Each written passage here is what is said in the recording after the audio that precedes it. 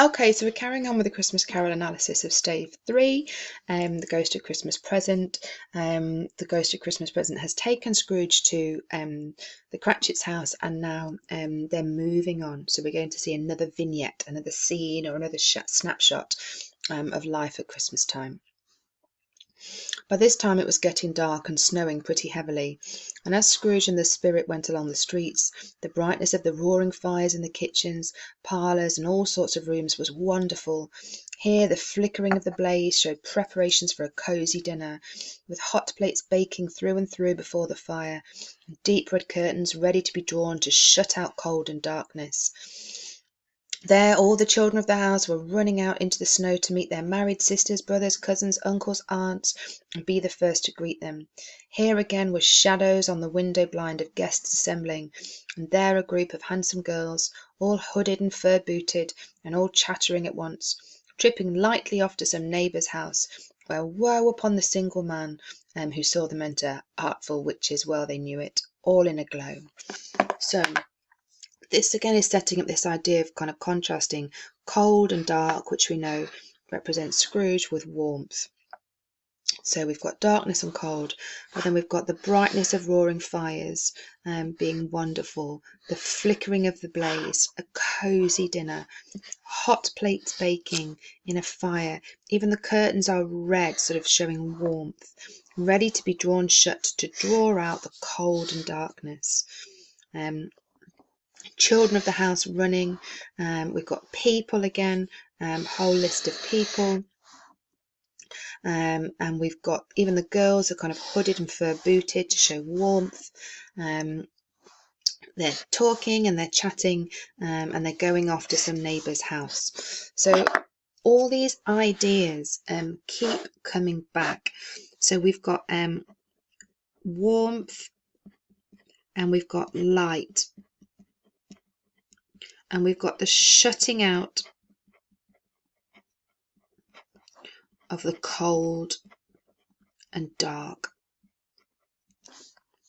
And this really shows that actually, maybe symbolically, society is turning its back on Scrooge, because we know that Scrooge is the one who was cold and dark. That was how he was described at the beginning. And warm, and the warmth and light sort of represents everybody else. So this is really emphasizing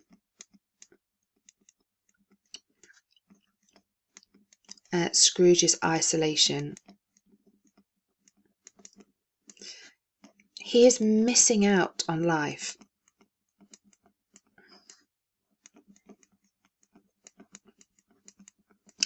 And almost in the same way that people are turning their backs on the dark, people turn their, so if we put people are turning their backs on him, the way they, or shut out, turn their backs on the cold, they shut out the cold and dark. So they're kind of shutting him out as well, and only he can change that. And again, we've got this sort of just images of people having fun, lots of people, and people coming together as well. So you might just want to note on the other side, again, we've got this idea of togetherness. So Dickens constantly reinforcing what Christmas is all about. But if you had judged from the numbers of people on their way to friendly gatherings, you might have thought that no one was at home to give them welcome when they got there, instead of every house expecting company and piling up its fires half chimney high. Blessings on it, how the ghost exulted, how it bared its breadth of breast, and opened its capacious palm, and floated out on outpouring with a generous hand, its bright and harmless mirth on everything within its reach. The very lamplighter who ran on before, dotting the dusky street with specks of light. Now remember, they wouldn't have had electricity, so it'd be someone's job to go and light the street lights. And who was dressed to spend the evening somewhere, laughed out loudly as the Spirit passed. The little kenned the lamplighter that he had any company but Christmas. So that's just saying that little did he know that the kind of ghost of Christmas spirit was right there. So again, this is about entering into the Christmas spirit.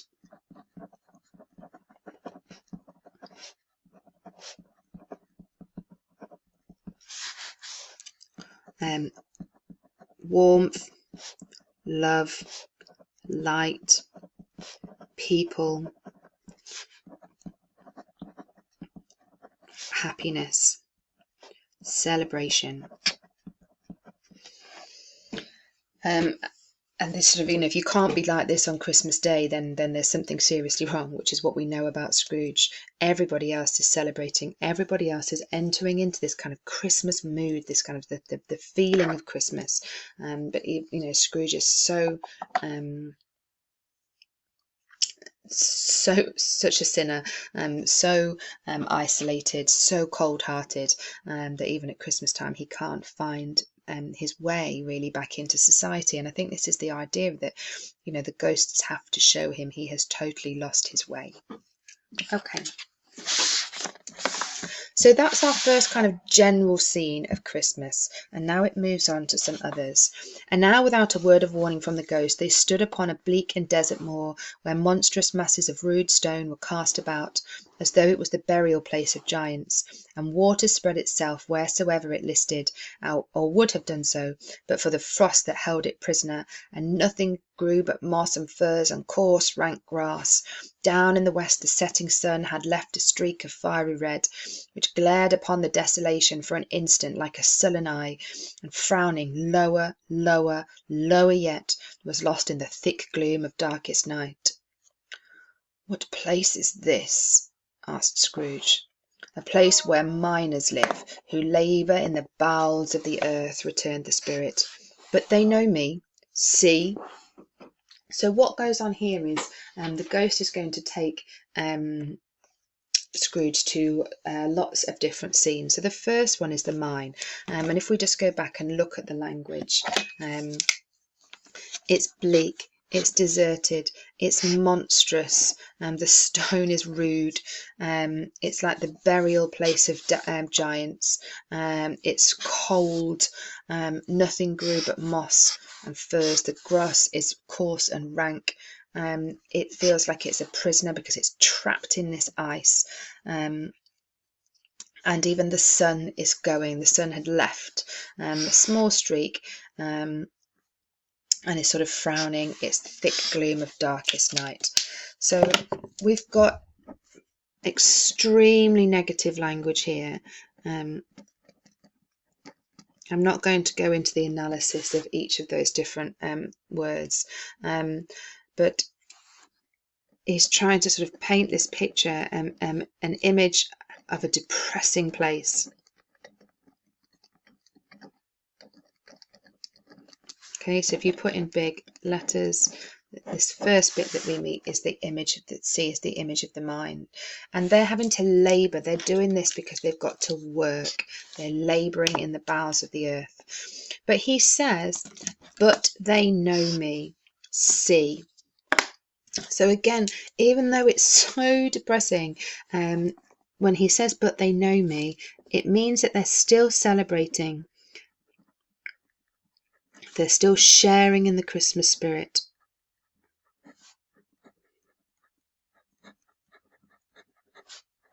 So really what the ghost is doing here is saying to Scrooge, look at all these people that are less fortunate than you, and look at how much happier they are.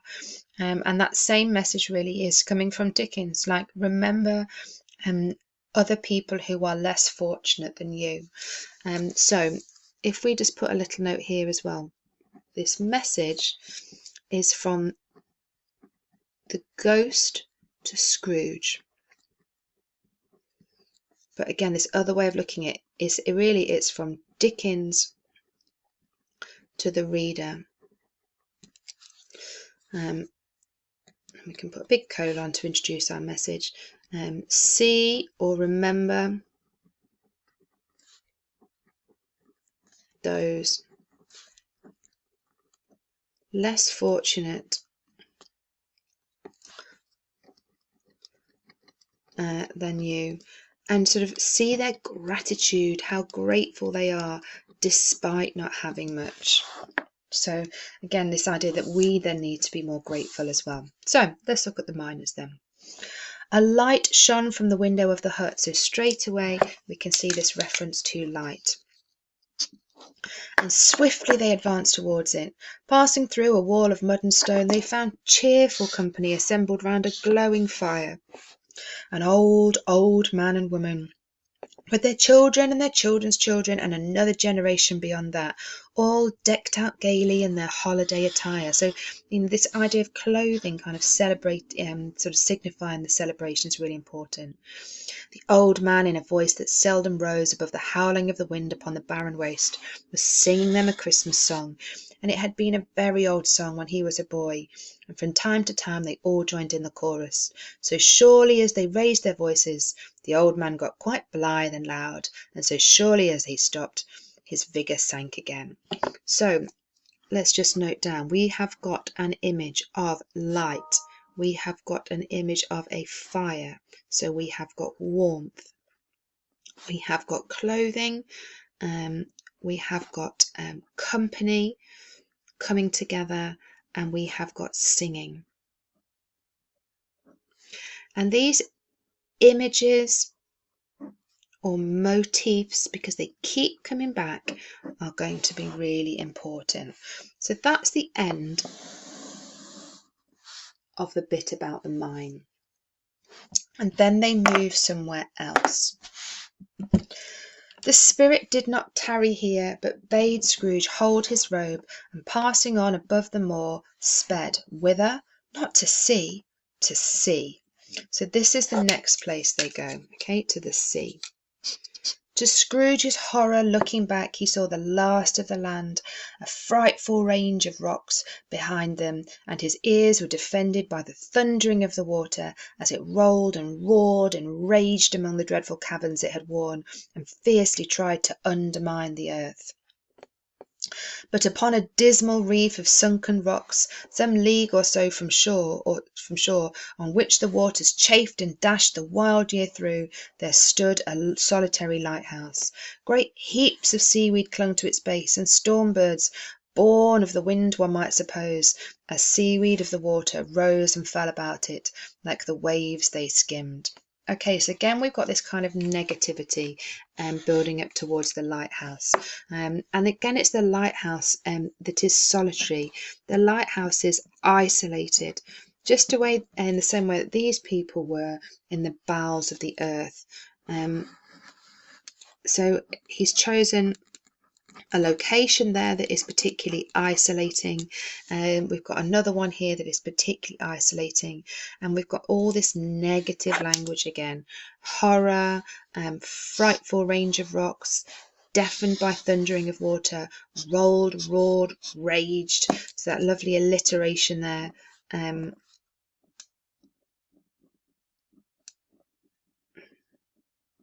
Showing the aggressiveness of the surroundings.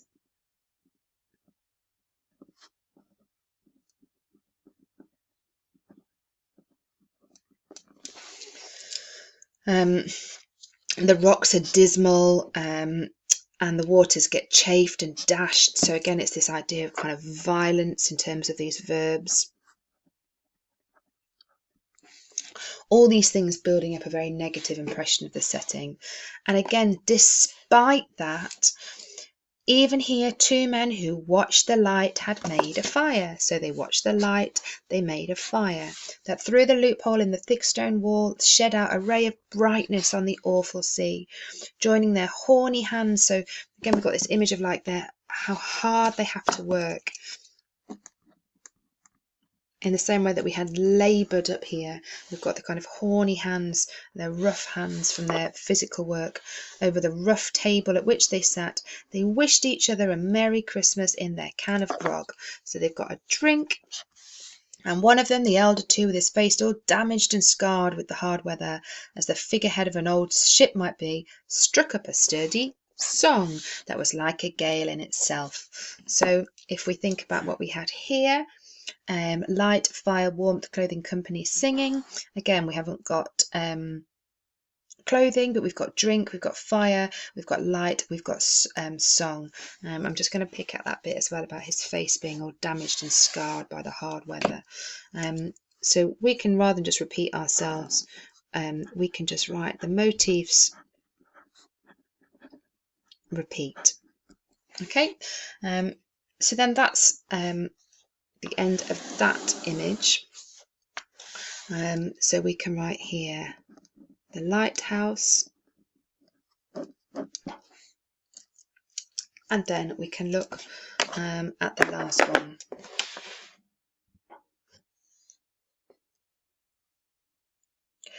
Again the ghost sped on above the black and heaving sea, on, until being far away he told Scrooge from any shore they lighted on a ship. They stood beside the helmsman at the wheel, they looked out into the bow, and the officers who had the watch, dark ghostly figures in their several stations, but every man among them hummed a Christmas tune, or had a Christmas thought, or spoke below his breath to his companion of some bygone Christmas day, with homeward hopes belonging to it.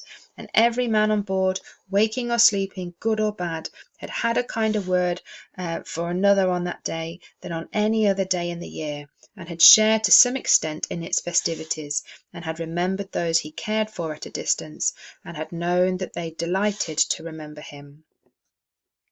Okay, so then the final bit that we get is of the ship. There we go. So we can put a note here. Ship, and again we can see them humming a Christmas tune.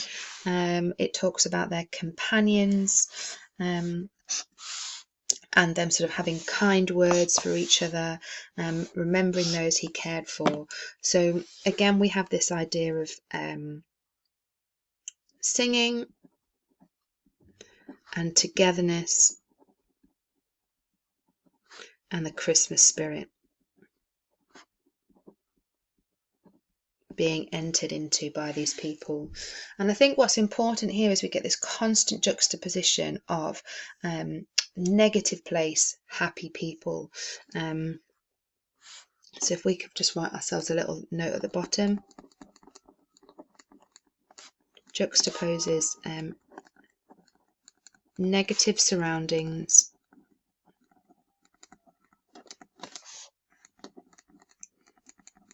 positive people. So the message is, they are happy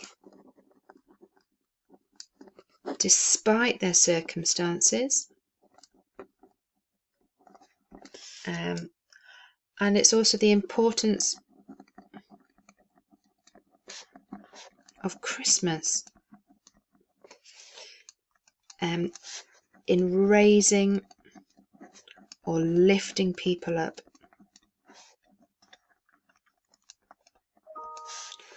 spreading hope, spreading goodwill, spreading that Christmas cheer. And these are really easy bits to write about, I think, really, these kind of 3 different vignettes, remember, where we're sort of the vignettes of the poor, how other people spend Christmas despite their situation. Okay, it was a great surprise to Scrooge while listening to the moaning of the wind and thinking what a solemn thing it was to move on through the lonely darkness over an unknown abyss, whose depths were secrets as profound as death. It was a great surprise to Scrooge, while thus engaged, to hear a hearty laugh. It was a much greater surprise to Scrooge to recognise it as his own nephew's, and to find himself in a bright, dry, gleaming room, with the Spirit standing smiling by his side, and looking at that same nephew with approving affability. So here he is moving on to the next scene, which is going to be Fred's house at Christmas. So we can write ourselves a little note here. Fred's house at Christmas. Okay. So let's have a look at this bit here. Ha ha, laughed Scrooge's nephew. Ha ha ha. If you should happen by any unlikely chance to know a man more blessed in a laugh than Scrooge's nephew, all I can say is I should like to know him too. Introduce him to me and I'll cultivate his acquaintance. It is a fair, even-handed Noble adjustment of things, that while there is infection in disease and sorrow, there is nothing in the world so contagious as laughter and good humour. And this is a really nice idea, this idea that Fred has this lovely laugh, this contagious laugh that is spreading. So this idea of happiness spreads. And Fred being the one who does that with this blessed laugh that he's got. When Scrooge's nephew laughed in this way, holding his sides, rolling his head, and twisting his face into the most extravagant contortions, Scrooge's niece by marriage, so that's obviously Fred's wife, laughed as heartily as he, and their assembled friends, not being a bit behindhand, roared out lustily. "Ha, ha, ha, ha! He said that Christmas was a humbug, as I live!" cried Scrooge's nephew. "He believed it too." "More shame for him, Fred," said Scrooge's niece indignantly. "Bless those women, they never do anything by halves. They are always in earnest." She was very pretty, exceedingly pretty, with a dimpled, surprised-looking capital face, a ripe little mouth that seemed made to be kissed, as no doubt it was, all kinds of good little dots about her chin that melted into one another when she laughed, and the sunniest pair of eyes you ever saw in a little creature's head. Although she was what you would have called provoking, you know, but satisfactory too. Oh, perfectly satisfactory. "He's a comical old fellow," said Scrooge's nephew, "that's the truth, and not so pleasant as he might be. However, his offences carry their own punishment, and I have nothing to say against him." So again, we see that despite Scrooge's harsh treatment, people don't, want to be down on him. They don't want to be negative. So he says he's not so pleasant as he might be. However, his offences carry their own punishment. So really, like his crimes, his offences, only punish himself. So we can say he only affects himself, or he only has himself to blame.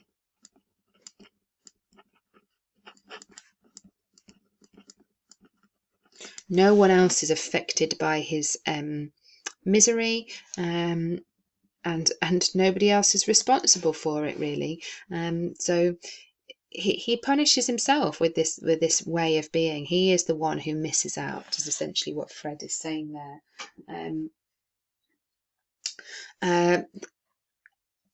Yeah, okay.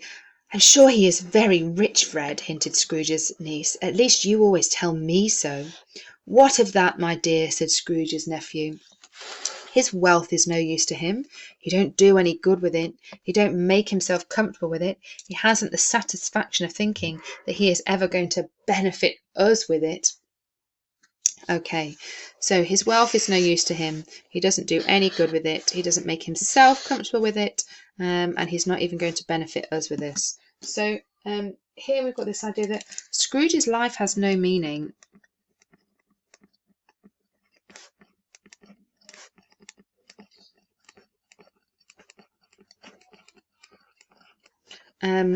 He doesn't do any good with it, so he doesn't kind of help others.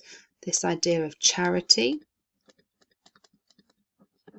He doesn't even benefit himself with it, and he's not even going to share it with his family. So his life suddenly starts to be a little bit seem a little bit pointless, really. What is the point of all this money if you're not going to do anything with it? You're not even going to make yourself comfortable. "I have no patience with him," observed Scrooge's niece. Scrooge's niece's sisters and all the other ladies expressed the same opinion. "Oh, I have," said Scrooge's nephew. "I am sorry for him. I couldn't be angry with him if I tried. Who suffers by his ill whims? Himself, always. Here he takes it into his head to dislike us, and he won't come and dine with us. What's the consequence? He don't lose much of a dinner." "Indeed, I think he loses a very good dinner," interrupted Scrooge's niece. Everybody else had said the same, and they must be allowed to have been competent judges, because they had just had dinner, and with the dessert upon the table, were clustered round the fire by lamplight. So here we get this idea that he's punishing himself.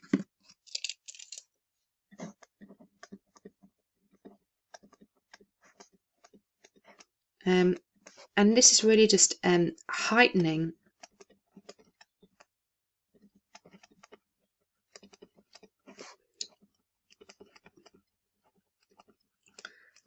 his loneliness.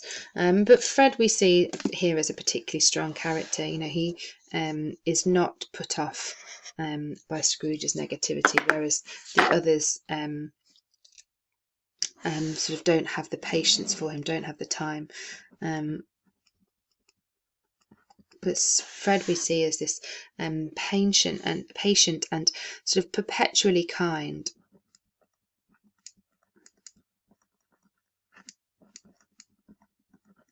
Perpetual means like forever, really, like continuing.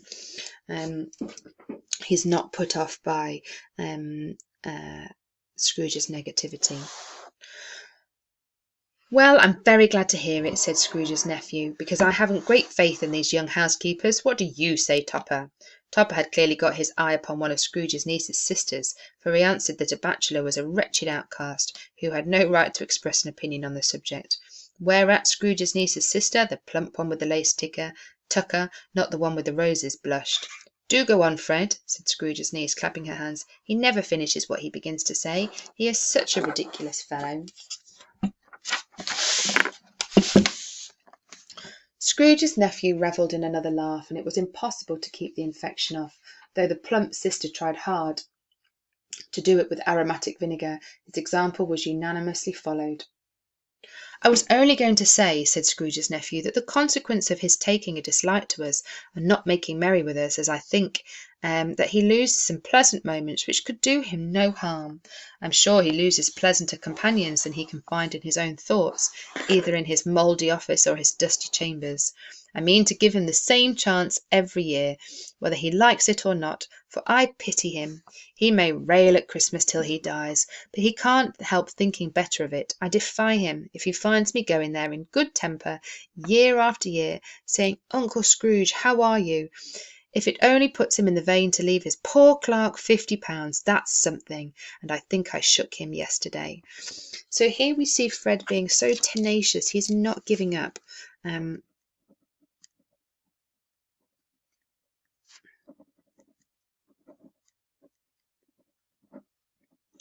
And in a way, this is also a very Christian message, because the idea is that God kind of never gives up on someone. But also he says that if the only effect he has is that he gives his poor clerk £50, and we see Fred very much thinking of others.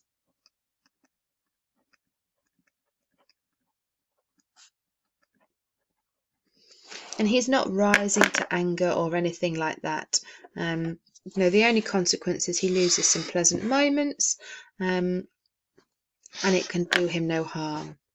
We've got a nice description of his office there, mouldy and dusty chambers. So that's where where he lives, his dusty chambers, and his office all mouldy because he won't even kind of keep it warm. It'll be damp in there.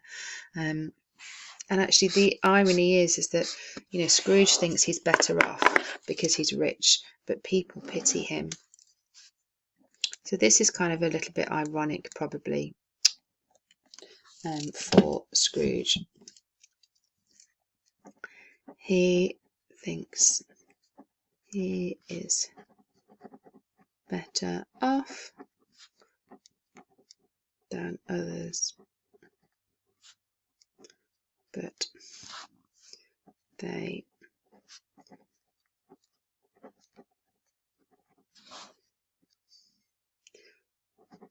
so there are other things more important than money.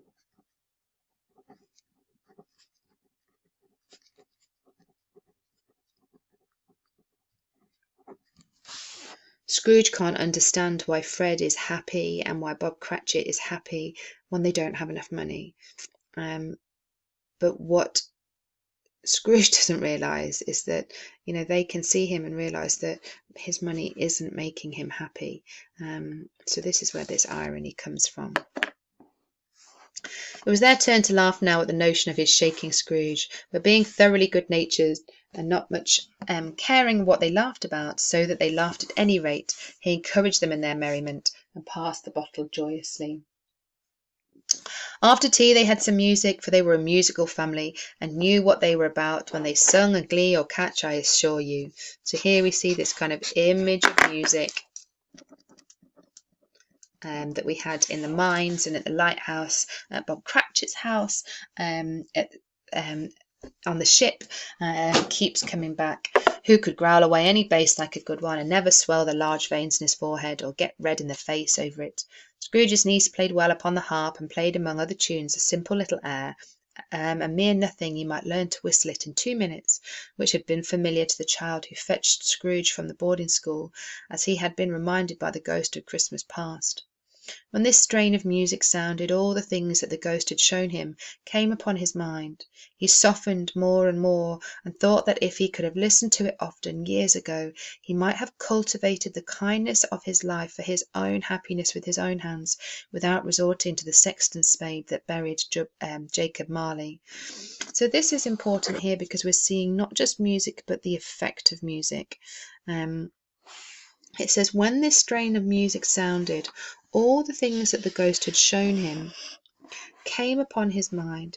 He softened more and more, and thought that if he could have listened to it often years ago, he might have cultivated the kindness of his life for his own happiness within his own hands.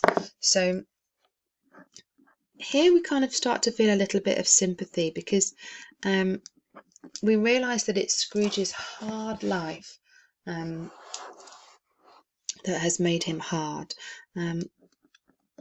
So hard life, his hard childhood, has made him a hard person.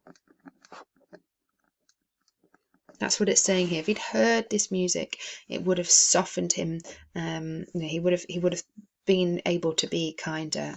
But we also see that he is kind of softening with the music. So we can see the kind of positive effects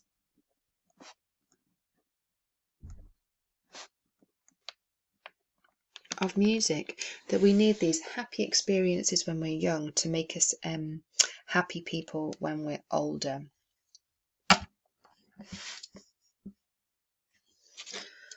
But they didn't devote the whole evening to music. After a while they played at forfeits, for it is good to be children sometimes, and never better than at Christmas, when its mighty founder was a child himself. So this is sort of, reminding us of the kind of symbol of Jesus Christ as a child, and this idea that it's good to be a child sometimes.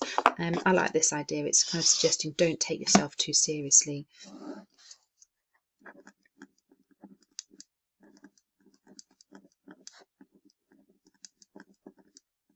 A reminder to have fun, don't be too serious, and Christmas, being the better time to do that, never better than at Christmas.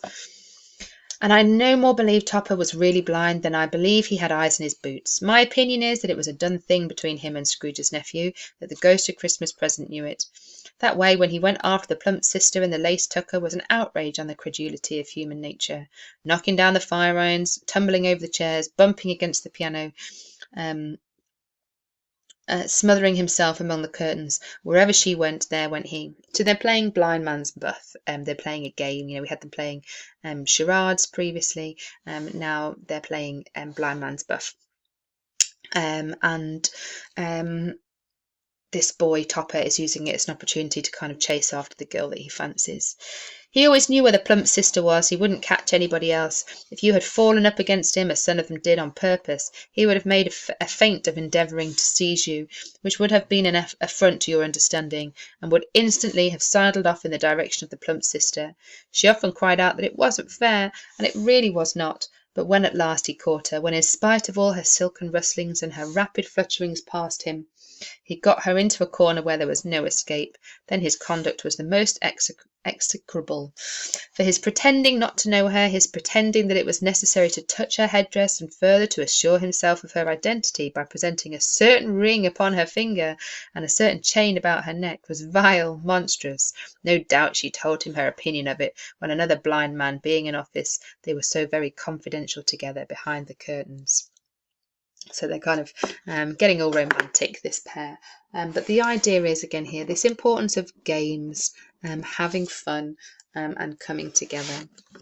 Scrooge's niece was not one of the blind man's buff party, but was made comfortable with a large chair and a footstool in a snug corner, where the ghost and Scrooge were close behind her. But she joined in the forfeits and loved her love to admiration with all the letters of the alphabet. Likewise at the game of how, when, and where she was very great, and to the secret joy of Scrooge's nephew beat her sisters hollow, for they were sharp girls too, as Topper could have told you. There might have been 20 people there, young and old, but they all played, and so did Scrooge, for wholly forgetting in the interest he had in what was going on, that his voice made no sound in their ears.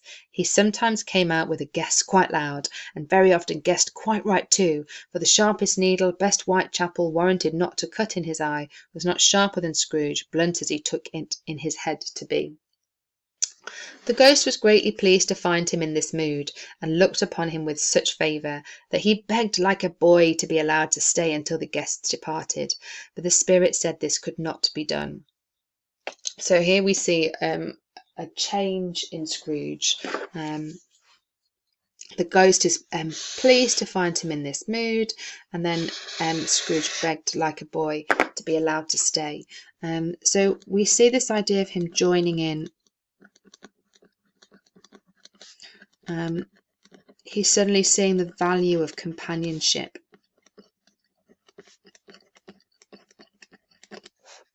And it's important that we see this idea that he is changing. And also, this is really important because it's reminding us of how he compared to when he was in Stave 1, when Fred first invited him. So, and we could also just do with picking at that bit that says they all played and so did Scrooge, again, which is showing him that he's changed. So this begged like a boy to be allowed to stay.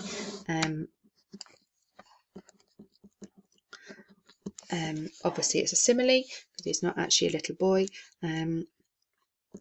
We can put, it gives us this idea of celebration, this idea of youth, and if we note that it contrasts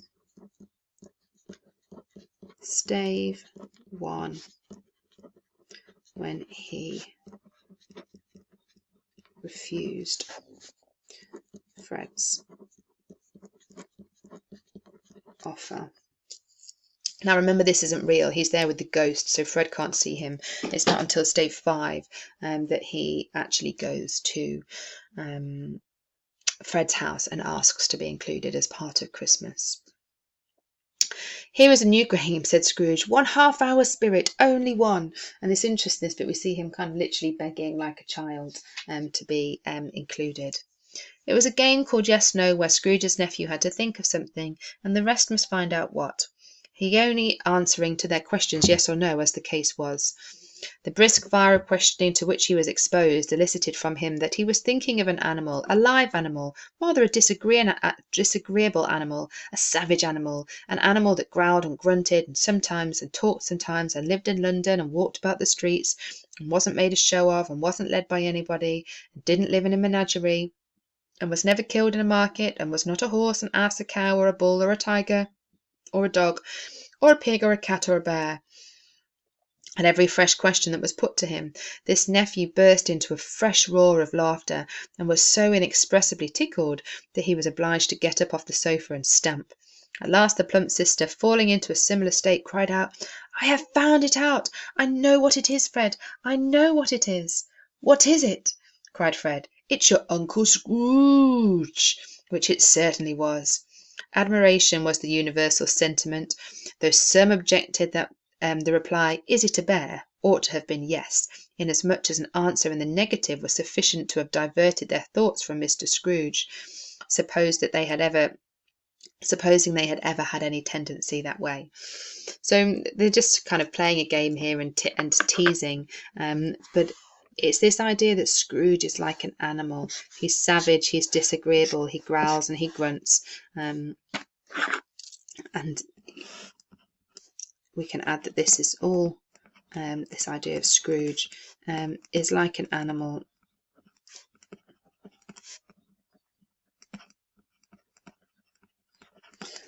He's not even human. And they're just sort of poking fun at him, I guess. He has given us plenty of merriment, I'm sure, said Fred. I'm sorry, you can't see that.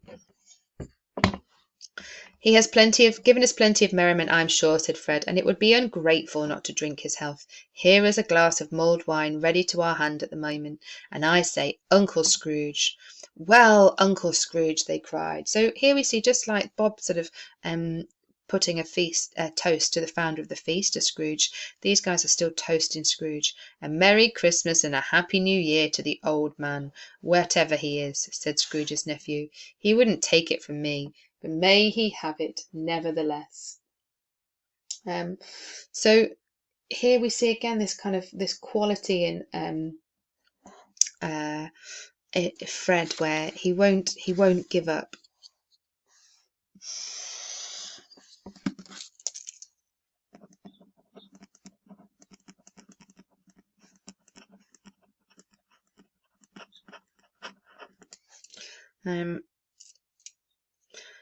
And actually, despite the fact that sort of Scrooge has witnessed them teasing him, he doesn't really seem to be humiliated, even though he sees what other people think about him. Because he then goes on to say, Uncle Scrooge had imperceptibly become so gay and light of heart that he would have pledged the unconscious company in return, and thanked them in an inaudible speech, remember they can't hear him, if the ghost had given him time. But the whole scene passed off in the breath of the last words spoken by his nephew, and he and the spirit were again upon their travels.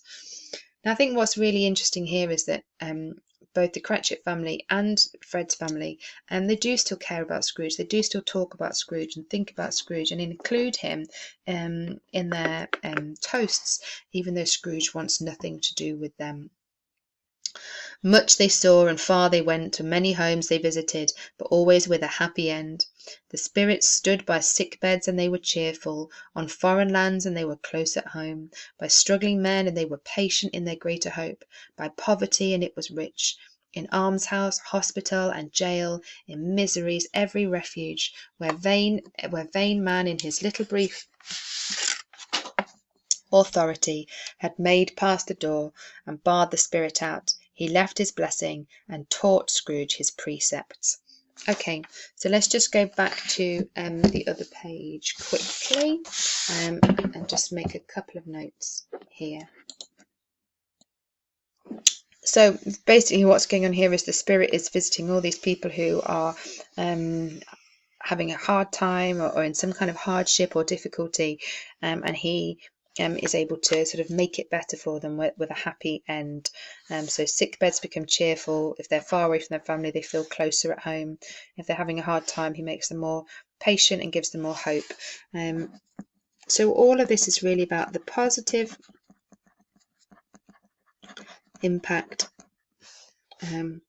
of a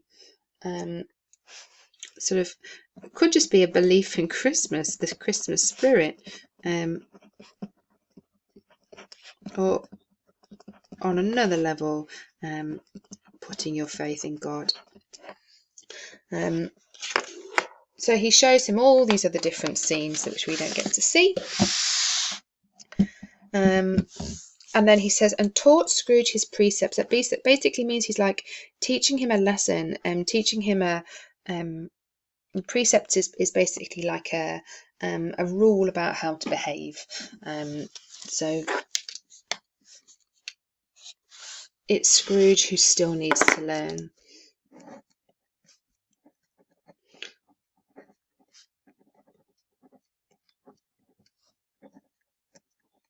Is what that bit means essentially. He needs to learn to be more grateful, essentially, if we want to kind of sum it up. Okay, let's read the last bit of Stave 3. And again, this is a really important bit towards the end. In fact, tell you what, we'll stop there and I'm just going to do a separate video just on this last bit. Okay, so you can just rule off there. Probably do a straighter line than mine if you can.